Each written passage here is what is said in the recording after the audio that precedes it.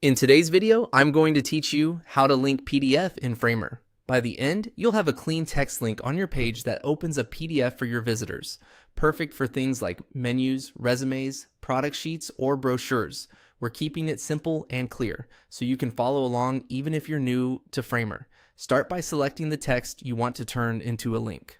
Click directly on the text on your canvas to activate it, or select the text layer from the Layers panel if that's easier. If you only want part of a sentence to be clickable, drag to highlight just those words.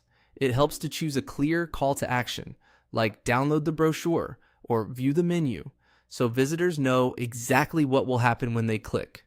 With your text selected, look to the right-hand properties panel and find the link field. This is where you'll paste your PDF's URL. Make sure you're using a full, direct link to the PDF that anyone can access. A good sign is that the link ends with does not require a login to view. If your PDF is hosted on a file service, check that the sharing setting is public or anyone with the link can view. Paste the link carefully and double check there aren't any extra spaces at the beginning or end. If you see options for how the link opens, choosing to open in a new tab is often a better experience because it keeps your site open while the PDF loads separately. Now it's time to test. Click Preview in the top right of Framer to open an interactive view of your page. Hover over your linked text to confirm it looks and behaves like a link, then click it. You should see the PDF open in a new tab or begin loading right away.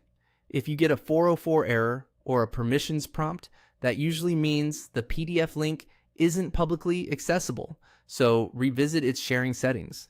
If the file downloads instead of opening in the browser, that's determined by the visitor's browser and server settings, and it's still considered a valid link. That's all there is to it. Click your text, paste the PDF link into the link field, and preview to verify everything works. Keep your link text descriptive, ensure your PDF is publicly accessible, and test on both desktop and mobile to confirm the experience is smooth. Thanks for watching, and happy building in Framer.